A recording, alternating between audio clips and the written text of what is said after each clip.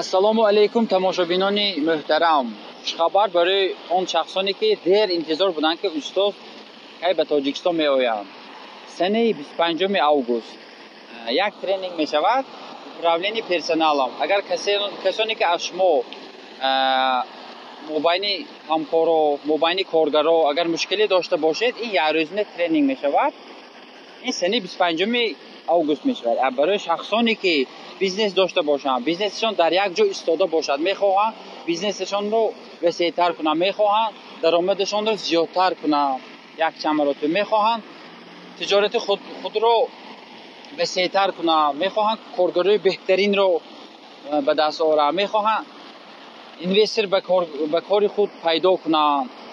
барои ҳамин шахсон мини мастер класс баргузор мегардад. аз санаи 27 август то санаи 1 сентябр баргузор мегардад. дар Тоҷикистон дар Душанбе ё Хуҷанд баргузор мегардад. барои ҳамин дӯстони азиз, он шахсоне ки дер интизор будедон, марҳамат, аз даст надиҳед.